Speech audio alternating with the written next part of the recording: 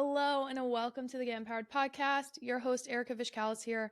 I'm so excited for this week's episode. So, we are going to talk about something that I have been working on in therapy for a long time and in ACOA, and that is all about reparenting yourself. So, I'm going to talk about what is reparenting, what the fuck does that even mean, and we're going to dive into the absolute basics of it and kind of break down the different parts of reparenting. It's something that has been incredibly healing for me on my journey with healing childhood trauma and kind of working through all these things that I've been working through for the past couple years. But I just started a couple months ago really diving deep into this concept of reparenting, and it has been a game changer. I know I say that a lot, but truly, this has changed my life. I'm so grateful for it. So I thought, why not bring it to the podcast and kind of take you on this journey with me? So we're going to dive into that today, and I cannot wait. So let's get started.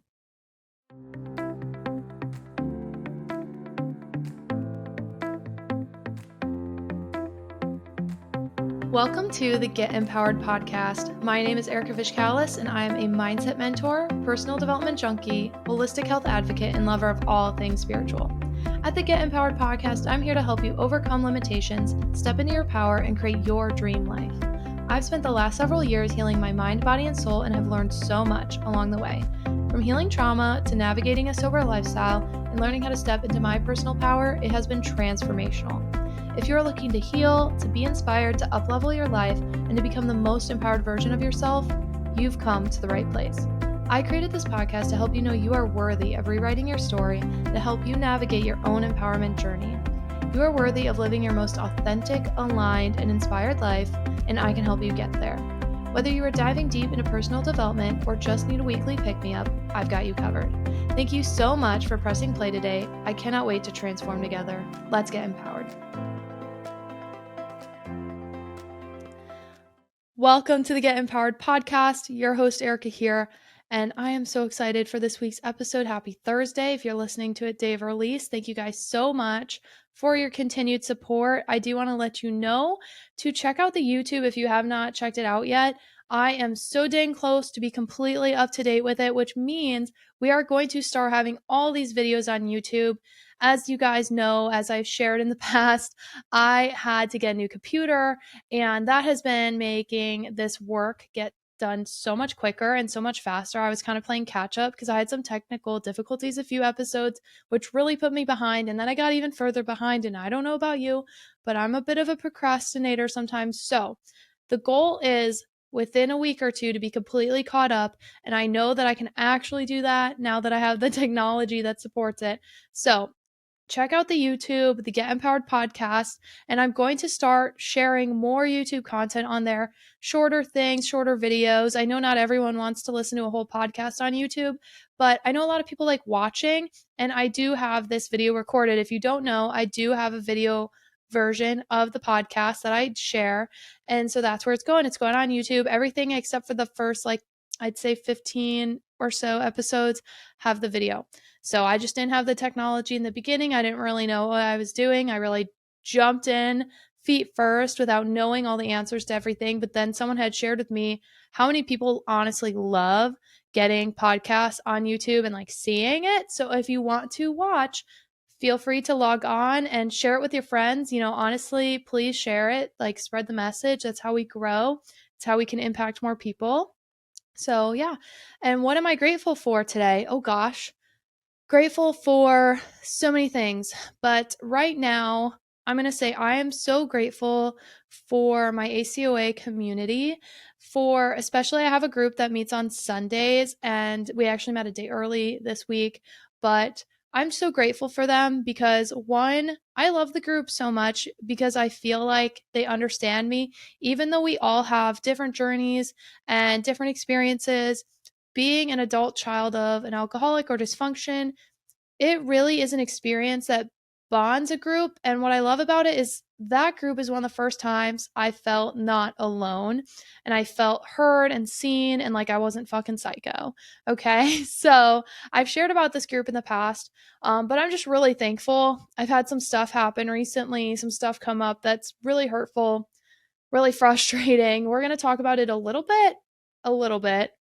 microdose of talking about it this week. But I'm so grateful for them because I know that healing can be an individual job, but I think having a supportive community around you is incredibly important. And you can't always put that on your partner, can't always put that on your friends. And not that you can necessarily put it on anyone either, like in these groups, since they know more about the program and kind of like what you've been through and what that looks like. I think it's really, really great to have that type of support. So that's what I'm grateful for, my ACOA group, but especially my group that does this reparenting workbook that actually I'm going to talk about a little bit today. We do this workbook together. It's really powerful. It's really incredible. And I want to share this concept of reparenting, and I'm just going to introduce you to this concept of the inner family. So that's what we're talking about today. But first, let me share something I'm currently loving. And this is a hot take, a moment that literally happened today. So, as you guys know, I've been on a nail journey.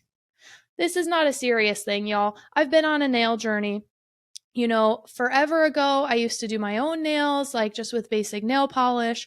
And then my friend, like, gosh, probably 2 years ago now, more like year and a half ish ago, year and a half to 2 years ago, I knew that she was going to be getting engaged. And so my friend and I took her to get her nails done. Like the three of us went to get her nails done because we knew she was getting engaged. And since that moment, I was like, you know what? I'm a fucking adult.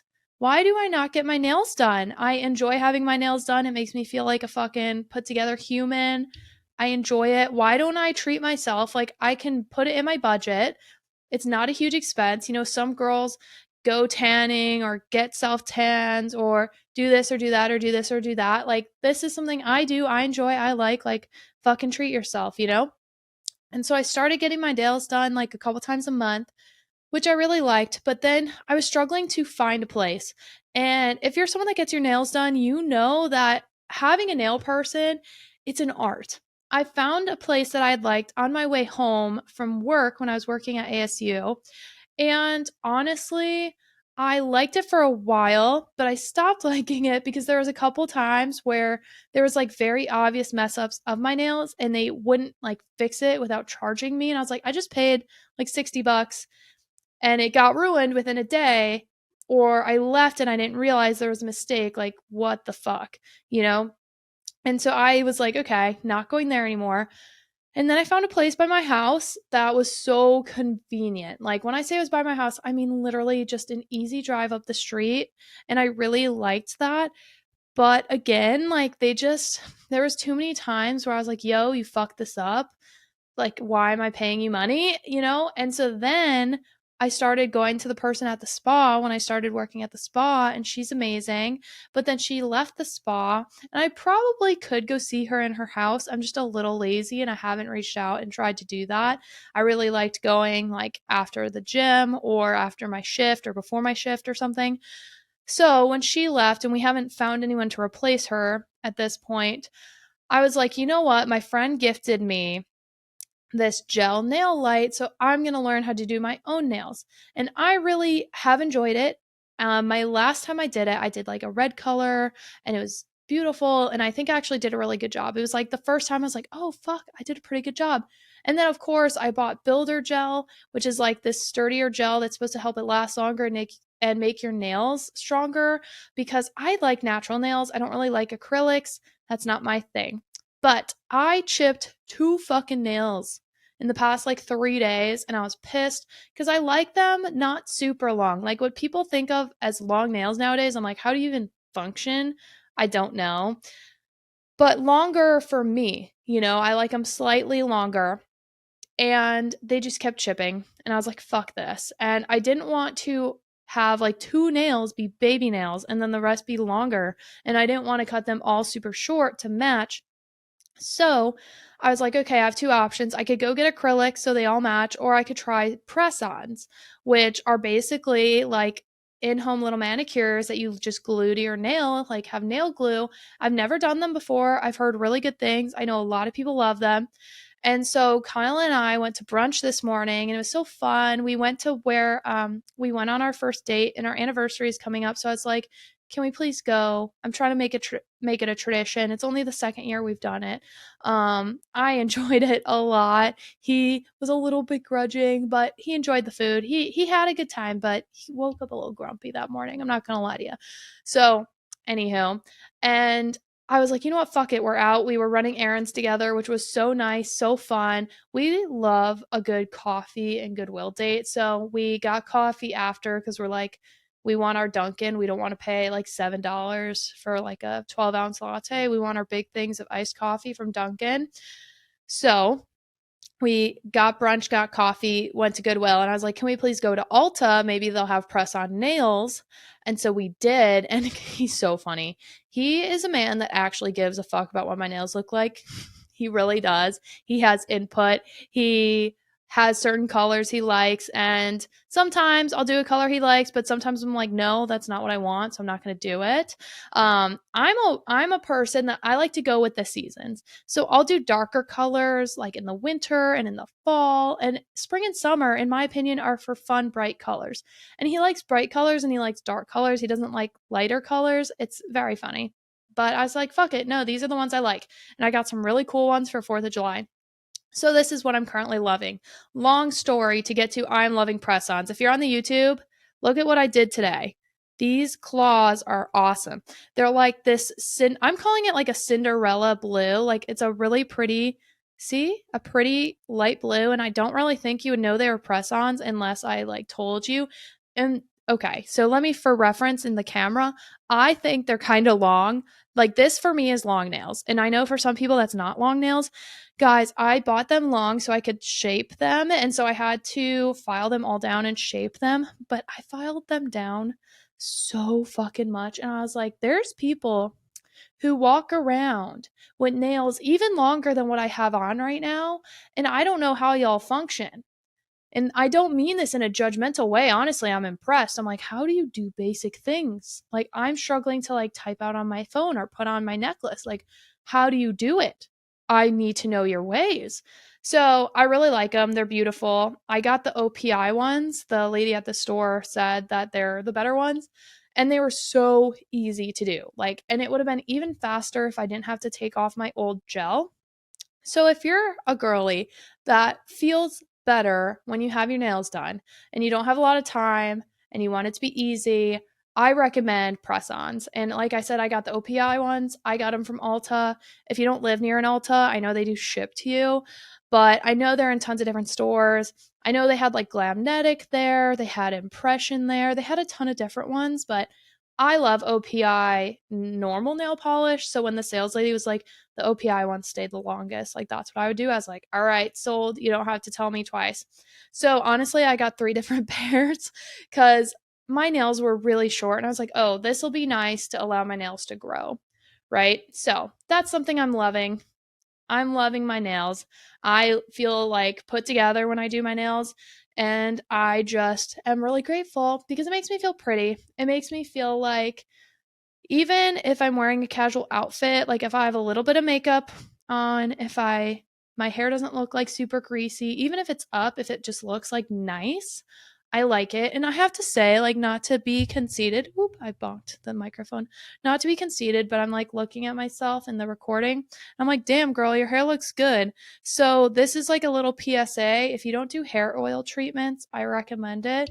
Even if you have oily hair, okay, do scalp oil treatments. It helps to balance the pH of your scalp and it can help heal your hair. Like my hair, I have been using Monate specifically. I know a ton of people don't like them, but like I love them. And my hair has never looked this good. So, little PSA, if you're on the YouTube, you can see it. But when you just like have a couple little things to make yourself feel put together, it's powerful. And it really, I think, affects the mood, affects the attitude. It's like self-care, self-love, and your girl needed some TLC today. I've been a bit of emotional roller coaster. We'll dive into that. It's been really frustrating, but it is what it is, life happens. And so for me, I do a couple things that some people may consider, quote, high maintenance to be low maintenance and to make myself feel better. So I like today I got dressed up for brunch. So I'm just wearing what I was still wearing then, but I feel good. Like I like wearing this dress. And yeah, we went to brunch, we ran errands, and now I've just been at my house the last couple hours. But I'm like, if I feel good wearing the dress, I'm going to wear the dress. Now, if I feel good in the Walmart shorts that I just bought today because it's getting hot as fuck in Arizona, and I needed new like athletic shorts for walking the dogs and honestly working in my office because my office is upstairs, heat rises, even with the AC on, it's getting a little toasty. So I wanted to get these Walmart shorts because I'd heard good things and they're like $8. So why the fuck not, you know? And I love them. The colors are really pretty so far. I'm very happy with the purchase. So stay tuned. It may be on the things I'm loving. But anywho, look good, feel good, do good. So this is just my reminder to you to whatever the little thing is that you enjoy, whether it's taking care of your hair or doing a facial, like a mask, or doing your nails, whatever the case may be, take some time for you. I'm really hoping to go paddleboarding tomorrow or on the lake because I have the day off and I don't always have the day off. And I just want to soak it in, like soak in that time. And even I was thinking about trying to like meet up with people to go on the river. But honestly, like I said, I've been in my feels and I am someone that like needs alone time to recharge. So we might have a friend from out of town coming in to hang out with Kyle. So if he doesn't come in, Kyle might go with me to the lake and like go in our boat. Like he has like a little fishing boat, go in the fishing boat and I might paddle around on the paddleboard. I don't know yet. But this is just your reminder to do things for you that make you feel good. Sorry for the ramble. I realize this is a hell of a long intro, so my fucking bad. But let's dive into today's topic. This is your reminder to take a drink of water. So let's all take a drink of water, shall we? Okay. We had our little water break. Now, let me show you the book. For those of you who are on the YouTube and can see, let me show you the book. So I am doing the Loving Parent Guidebook. You see? Perfect. I'm doing the Loving Parent Guidebook with my ACOA group. And it is the solution is to become your own loving parent. So what does that mean? So I want to talk about a few different things and how this can be such a powerful healing modality. But first I want to share something. So I'm not sure details, and I probably at this point still will not share details, but I've hinted at it a fucking lot. So, like, read between the lines, y'all. As you guys know, last February, I had this big thing happen with some family members, and it was a real punch to the gut. Okay. It was heartbreaking, if I'm being honest. It made me realize that I was in some codependent, unhealthy relationships with family members. It made me realize how emotionally manipulated I had been for years by certain family members. And honestly, I was at the point where I was reevaluating what I wanted the relationship to be with those family members. And around Christmas time, I was like, you know what? I have not had the conversations with said individuals that I would really like to, mostly because they fucking refuse. And that is upsetting to me, but I'm going to just put up a bit of a wall and still let them into my life in a bit more of a superficial way, you know, have a relationship with them, but maybe not get super deep, just talk about like lighter, fun topics, you know? And then I realized, and part of that was because I'd seen them taking action to make changes that were very important to me. Because I'm like, you don't just get to fuck people over and no one holds you accountable. And to be quite honest, I was like the only person really holding this individual accountable. I was like, no, no, no, no. I'm not playing this fucking game with you. Welcome to being the oldest daughter. I was like, I'm not playing this fucking game. Okay, you were in the wrong. And I'm not saying that you need to shame someone for their biggest mistakes. I do not believe that. I have made a lot of mistakes on my own, and I'm grateful for the grace I was shown. Also, this individual did actually not show me much grace when I was going through some stuff back in the day, but that's besides the point. I'm a big believer in show people grace, give people a second chance, know that what people do in their lowest moment does not define them. But this is what I'm going to fucking say. What you do in your lowest moment doesn't define you, but if you keep fucking repeating the bullshit, yeah, that's more of a character situation. That is a values situation, a value difference, a character, I don't want to say a flaw, but a character difference that we have that I'm like, oh, that's a fuck no for me. And so recently, I was made aware of something that showed me that this person has continued to lie, has continued to hide stuff, and has continued to hurt people. And I'm just like not gonna do that. Not gonna play that game. So when it's a character flaw, when it's a situation like, you know what, fool me once, shame on you. Fool me twice, shame on me. Okay? Or fool me once, shame on you. Fool me twice, shame on you. Fool me 3 times, shame on me. I don't know if that, whatever the phrase is. But I was like, okay, I gave you a second chance. I opened my heart back up to you. I was letting you back in my life. And though this situation didn't necessarily have to do with me 100%, it still affected me. And even though it wasn't directly at me, it showed me that this person has not worked through things that really are important. And I was like, you know what? I still love you, but right now, yeah, I'm going to need to take that step back again. And if I'm being really fucking honest with you guys, that breaks my heart. I have already, I've cried over this.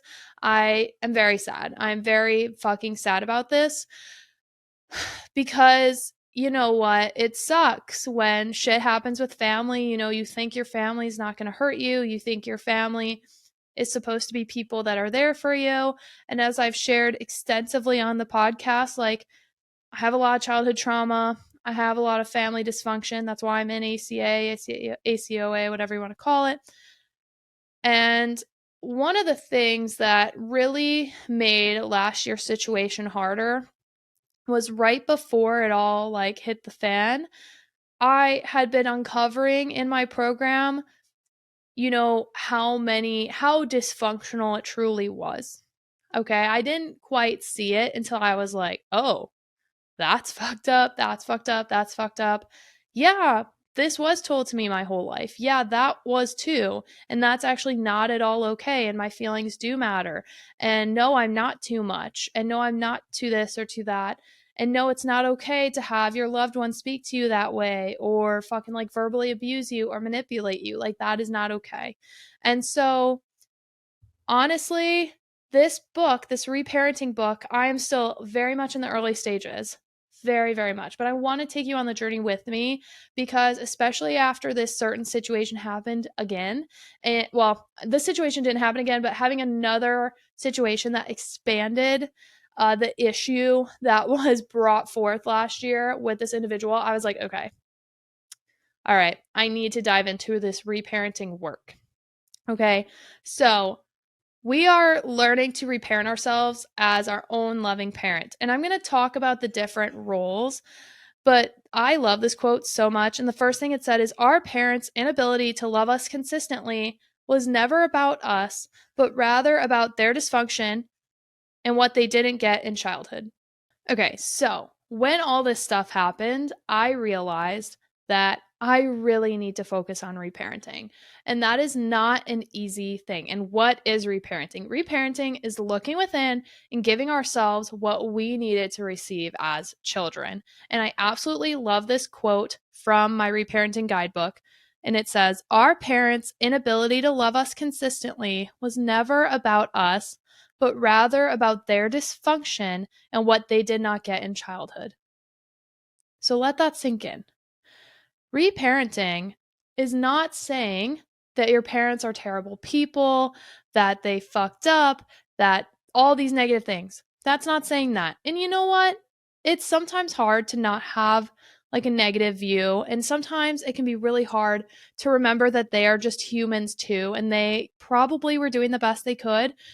But just because someone was doing the best they could doesn't mean that their actions were not hurtful or that their actions did not affect you. Okay, so again, our parents' inability to love us consistently was never about us, but rather about their dysfunction and what they did not get in childhood. So this is where we basically become our own loving parents. Okay. And that is really, really important to do. I just want to make sure I'm getting everything. So we have this inner family.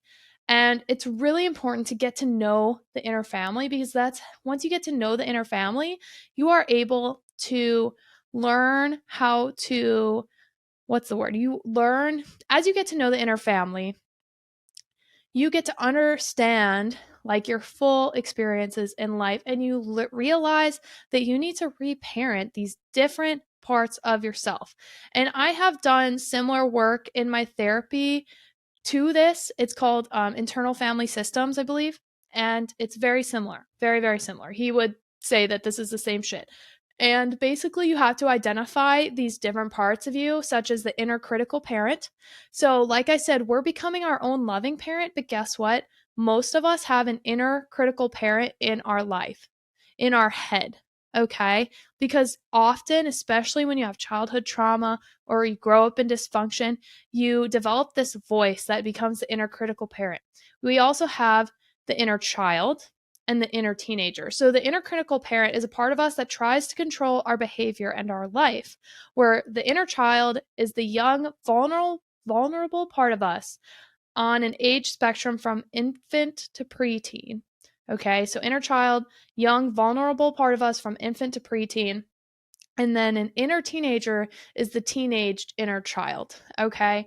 So we have these different parts of us and they can come out in different ways. And it's good to know the inner children versus the inner teenager and the inner critical parent. And when you're able to identify these things, it really can help with this process of reparenting. They say all the time that for example, like when you're an alcoholic, the first step is admitting that you're an alcoholic, right? That is the first step. So meeting your inner family when you're reparenting is the first step. Okay. So we wonder why the program encourages us to work with our inner children and rather than just connect with our emotions, right? But at the moment of the wounding, parts of us froze and it became trapped in the past with a fixed set of beliefs, emotions, unmet needs, childhood reactions, and memories. So remember, at the moment that the trauma happened, the wounding happened, the dysfunction happened, basically these parts of us froze in our body. And if you do not do the work to heal and to release and to work through it, it's going to get trapped in your body. And I haven't read the full book because honestly, when I tried reading it years ago, it was incredibly triggering. But I can imagine that this is what the Body Keeps the Score book dives into, is the physical feeling in your body of these various different parts of you. Okay, so remember, we become trapped, like these parts of us become trapped with a fixed set of beliefs, emotions, unmet needs, childhood reactions, and memories. Okay. So when we can establish a relationship with the frozen parts of ourselves, and we can start to meet the needs, we create the conditions for them to heal. So, like I was saying, as we start to recognize these inner parts of ourselves, establish a relationship with them, we can create the conditions for them to heal and to release the false beliefs that are internalized in our body. Okay. And this allows us to free ourselves from shame and from blame that are carryovers from the past. 2 episodes ago, I did a whole episode about daring greatly, right? 2 episodes ago, I talked about it. And I talked all about shame and blame, and especially if you are someone that grew up with childhood dysfunction or grew up in a house of dysfunction, so you had a dysfunctional childhood, there's a very good chance you carry shame and blame. And that is why I talk about ACOA so much, because it has genuinely changed my life. Okay. So when we can tap into the loving parent, it is really powerful. Our loving parent's healing frees our inner children and it allows their natural playfulness, joy, and creativity to shine forth. So I've talked about this a lot lately about how I've been trying to tap into joy, tap into creativity, do little things for myself that I really like. Like, for example, it may sound so silly, but I got dressed up this morning and I had so much fun doing that. I used to love doing my makeup. Like, I was obsessed with Devil Wears Prada. I was obsessed with like learning Bobbi Brown's makeup techniques until I was kind of made fun of it for one day. And that just like broke my heart. And it made me start to shut down certain parts of myself. And I know that may sound dramatic, but I'm just being honest. That is what happened, right? So, our inner family members, the thing we need to remember, guys, is these inner family members, the inner child, the inner teenager, the inner critical parent, they helped us to survive our dysfunctional environment. Okay, so we don't hate on them.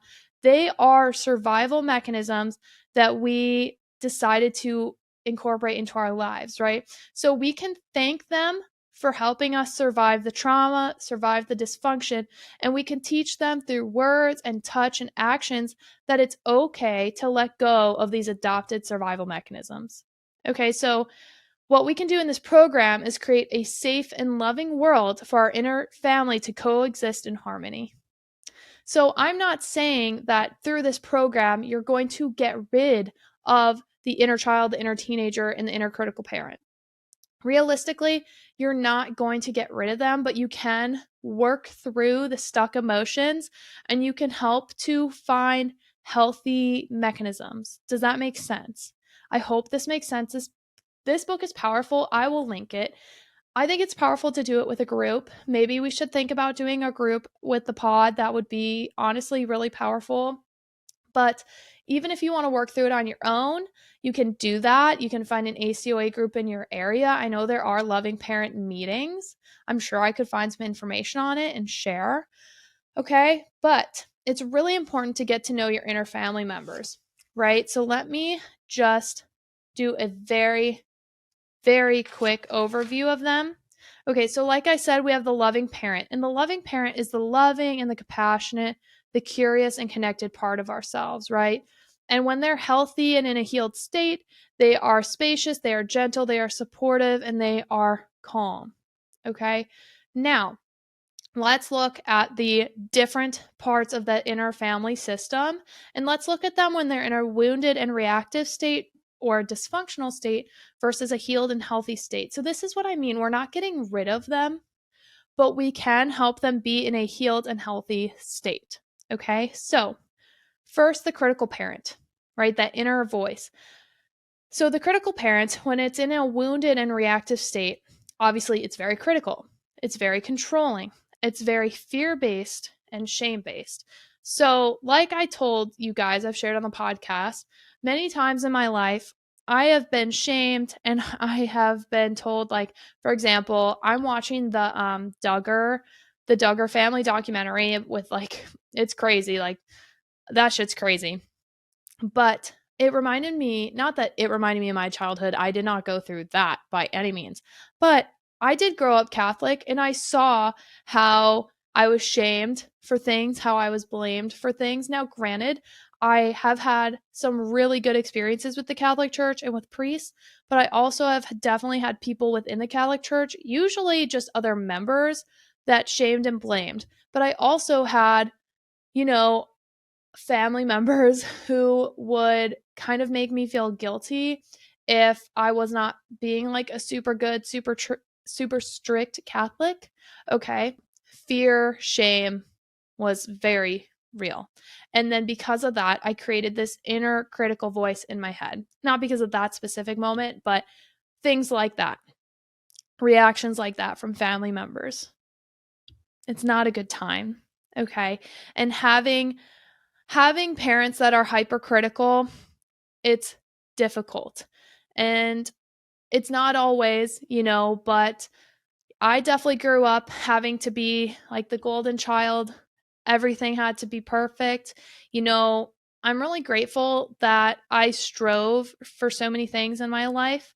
Like, I'm really grateful that I was trying to get into the Naval Academy because it really pushed me to do well academically. It pushed me to do well in clubs and sports and stuff like that. But I also know that internally, because of some of my like childhood trauma and family trauma, I was like, okay, if I can be this perfect fucking daughter, if I can be this perfect daughter, then everything's going to be okay. If I can be this perfect daughter, I'm going to be loved and I'll be enough. And maybe then finally, XYZ thing.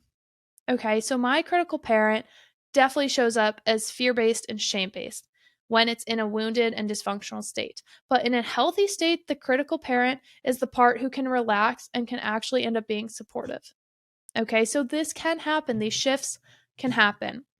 Now we have the inner teenager, which I don't know about y'all, but I feel like my inner teenager right now, she sometimes runs wild. She runs wild. So what does a dysfunctional or a wounded, I don't want to say dysfunctional because that can be mean, but just know, like, the unhealed, the wounded or reactive state of the inner teenager is typically rebellious, impulsive, reactive, inner child defender, often resentful, angry, can shut down, and compulsive behaviors and uses of substances. So I think when I was in college specifically, my inner teenager was running fucking wild. Probably partially because I was such a quote good kid as an actual teenager. Like I've told you guys, I was heavy in youth group. I did not drink really. I didn't smoke. Obviously, I wasn't having sex. Like I was a quote good kid.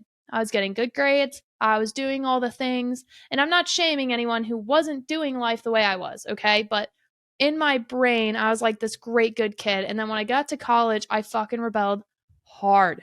And the inner teenager who was very wounded and very angry came out strong. And it's not like I consciously did this shit. It's not like I consciously was like, oh, my inner teenager is riled the fuck up. No, but looking back, like, yeah, compulsive behaviors, use of substances. I definitely had that problem. Like I told you guys, like I struggled with binge drinking. I did a lot of like risky behaviors. Like I didn't give a fuck. I did not give a fuck about my well being. Okay? Inner teenager, she was going crazy. But what does a healed or healthy state of the inner teenager look like? Authentic, direct, and brave. How beautiful is that? The healed inner teenager is authentic, direct, and brave. And those are amazing qualities. Okay? Now, the wounded inner child. Oh, my poor inner child. Like I said, if you listen to my spirituality episode where I talk about my spiritual healing I went on, if you remember from that episode, I talked about how I did the meditation and how my higher self really wanted to address Erika at 7 years old. And that's because the inner child wound is very active. Okay. And this can take years. I mean, I have people in the group I work with that have been in ACA for years and years and years and have been doing this work for years and years and years and are obviously way farther along than they would have been, 5 years ago because they've been in the program so long. But that doesn't mean that sometimes these things don't come up every once in a while. Okay. Even for the person who's been doing the work forever. So I'm not assuming that like my inner child will never get wounded again. Okay. But I've been working through this for a long fucking time, let me tell you. So what does the wounded or the reactive state or the dysfunctional state of the inner child look like? Isolated, hidden away, guarded, is in pain from trauma, neglect, and abandonment. They are sad, they are scared, they are worried, they are deep in shame, and they have a lot of false beliefs. I'm just going to pause for a minute because that just breaks my heart.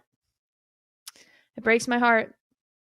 And I have been in that wounded inner child for years and years and years now.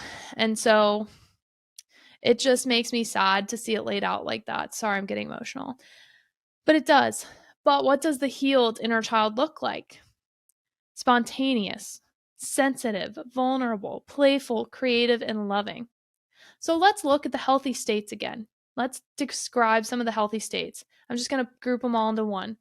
The part of you who can relax, is supportive, is authentic, is direct, is brave, is spontaneous, is sensitive, is vulnerable, is playful, is creative, is loving, is gentle and supportive and calm.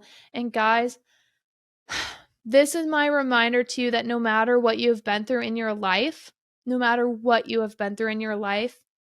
if you do the work to heal, if you do the work to work through these different parts of yourself, to address your inner family, to really get to know and become your own loving parent, it will change your life. And I say that with full fucking confidence.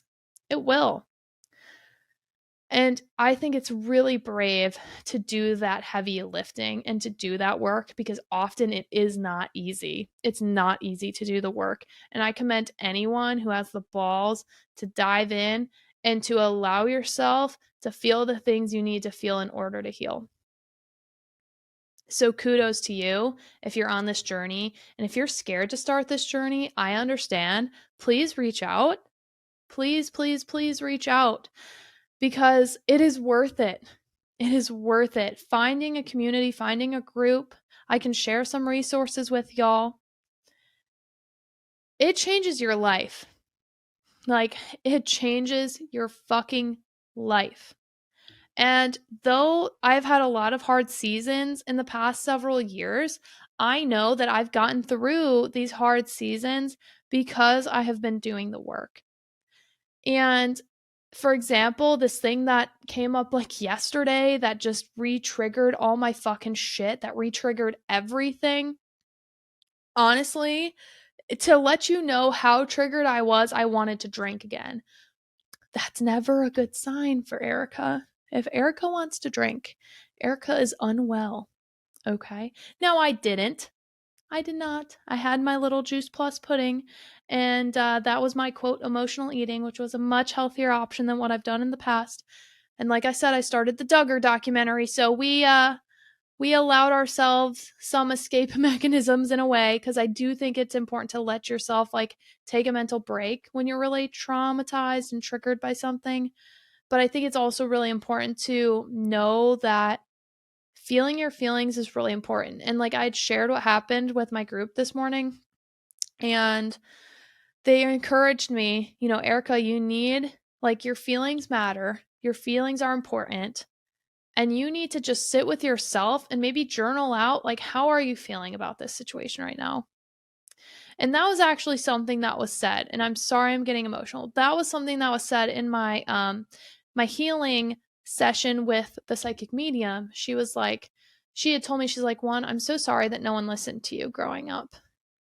Like when she was doing the we're focusing on you at age 7. She's like, you're so funny, you're so playful, you're so creative, or something along those lines, right? And she's like, I'm sorry no one heard you or didn't give you the time of day and no one listened to you. And I think that's why it's going to be really important for me working through this new challenge to take the time to allow myself to feel, but to acknowledge my feelings, to allow myself the space and the grace to really be present and to fucking feel. It matters. Your feelings matter. So if you are brand new to this whole world, one, I always am going to recommend, if you have some family trauma, some family dysfunction, to look up Adult Children's of Alcoholics and Dysfunction. And to be honest, they're looking at changing the name because this is so encompassing work. It's not only prevalent to those who may have an addict or an alcoholic as a parent. Okay? I know a lot of people where it's not even their parent, it's their grandparent, but then that caused dysfunction with their parents, which then went down to them and blah, blah, fucking blah. Because you do a family tree when you do this work. And let me tell you, that family tree, she was a rough one to do. So, and that's why for me, feeling safe with people is so important. And I just have to say this. I'm not shitting on family right now, because no one is perfect and you can't choose what you're born into. And I really do think that everyone in my life, even those who have hurt me, is doing the best they can with what they have, with the tools they have, with the emotional, place they're at. But it's important to put yourself first and to take care of yourself first. And do not allow yourself to get hurt further by putting other people first. You need to make yourself a priority. And if you're not used to doing that, that can be very difficult. And that's why I'm going to keep fucking shouting it from the rooftop. So this is my millionth reminder to make yourself the priority and that you fucking matter. Okay. And I have to tell myself that too, guys. So this is not me just preaching at you. I got to remind myself. All right, let's dive in and do a chakra card. I'm asking the universe what it is that the collective needs to know today. And we will see what she gives us, today. All right, guys, we got the communication card that is connected to your throat chakra. And I always wonder when I pull a card on if it's going to be connected to the topic of the episode. Well, my friends, this one is. This one is. So this card is all about, well, first, like I said, throat chakra. So if you are someone in your life whose voice was stifled, whose thoughts and opinions and beliefs were not taken seriously, like we talked about in this episode, if maybe you were not seen or heard or believed, you may have a block in your throat chakra. So first of all, we need to look at that. If you have like thyroid issues, or if you have like communication issues, or if you have like pain in your throat, if you get sore throats often, that can all be physical signs of having a blocked throat chakra. So first I got to say that. But this card is all about the importance of healthy and loving communication. Okay, and that's not always easy. We all know that is not always an easy thing to do, to have that healthy, loving communication. So this is just reminding you the importance of that, one. Two, with communication, not only is that allowing, so this is your reminder, you are allowed to let yourself be seen. You are allowed to let yourself be fucking heard. Your voice fucking matters, okay? This communication card, your voice matters. So make sure that you are communicating with the people in your life, okay? This is your reminder. If maybe you are someone that holds back because you have this fear of, if I really share my truth, if I share my real feelings, if I tell the person that I love them or that I'm upset with them or that they hurt me, then it's all going to go to shit. If you're one of those people, I know I've been that person many, many a time in my life. This is your reminder that the universe wants you to communicate. It is important to communicate. Communication is key to healthy relationships, okay? Now, something I will say, it's very important though to communicate with like love and grace and kindness, and it's really valuable to be mindful about your communication. So this is like encouraging you to communicate with, maybe have that conversation, communicate with those people in your life. Like, are you talking to your boyfriend in a way that is healthy and respectful? Are you talking to your parents in a way that you think your thoughts are actually being communicated properly? Are you fully expressing yourself? Okay. Now, a big part of communication that we need to also think about is listening. So, if you're going to communicate with someone, you also need to make sure that you are doing your end of the communication. As you can see on the card, there's two people on this card. There's like a connection on this card. If you're on the YouTube, you can see the connection between two people. So that means you need to, I love like looking at the picture of the card, okay? So you need to open up your mind, open up your heart to communicate, but you also need to open up your mind to listen. What is being said back to you? When you share your truth, your authentic self, like whatever the case may be, if you have that hard conversation or that vulnerable conversation, are you willing to be open to get the fucking feedback? That is just as important as speaking the truth.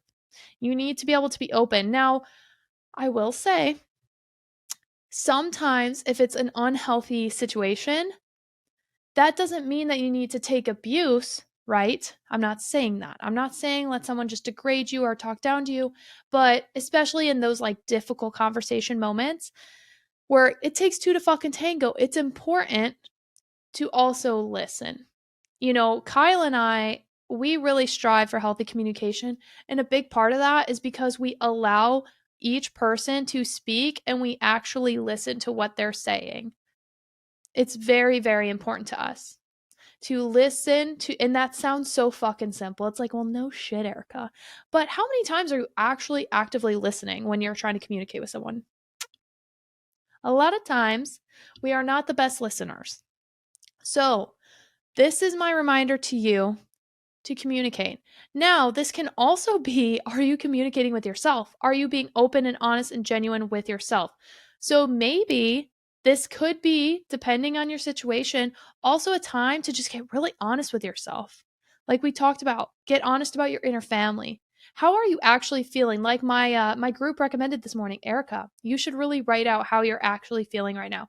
Communicate with yourself where you're at. Don't just like stuff it all in. Don't just like hide it away. Where are you at? I think it's incredibly important to think about those things. Okay. So, this is my reminder that communication is key and it can help restore healthy relationships with others, with yourself, and the universe has your back. Okay. And I love this card. I love the throat chakra. As you can tell, I talked about it in I've brought up this episode a ton this week, but maybe this is your sign to go fucking listen or watch it if you haven't. But my episode about spirituality, she told me how much I had a blocked throat chakra and how I literally had a past life attach itself to my throat chakra because in a past life I have been killed for speaking out and speaking my truth. So I really struggle with the throat chakra. So I got a beautiful crystal. I believe it's blue cyanite if I'm remembering correctly, and it's stunning and it is meant to help heal throat chakra. And look at my nails. My nails literally match my crystal today. So I guess I knew that I was supposed to have some throat chakra energy today. But if you want to meditate on the throat chakra, if you want to maybe listen to a frequency that helps the throat chakra, that can be a powerful tool. Journal it out, write it out, even just singing it out. Like if you are someone that loves to jam in the car to a song, maybe find a song that fits exactly how you're feeling and just fucking belt it out in your car, in your shower, whatever. So, guys, thank you so much for tuning into this episode, for being on this journey with me. I think it's really important for me to share where I'm at and things I'm working on because, again, I never, ever, ever want to come across as I have it all figured out. I'm this perfect fucking angel of a human being. I'm in the trenches with y'all. I am in the fucking trenches with y'all. We are on this healing journey together. So this loving parent guidebook is what I'm doing. It complements my work in ACA, and it has been very helpful for me. I think if you are to do it, I do recommend finding a group to do the work with, and they do exist. So I love y'all so much. Thank you so much for your support, for continuing to share. Again, check out the YouTube. If you have not reviewed the podcast, I would so appreciate it. The reviews go a long way on Apple. I know most of our people listen to this on Apple Podcasts. If you have not done a review on Apple Podcasts, please do one.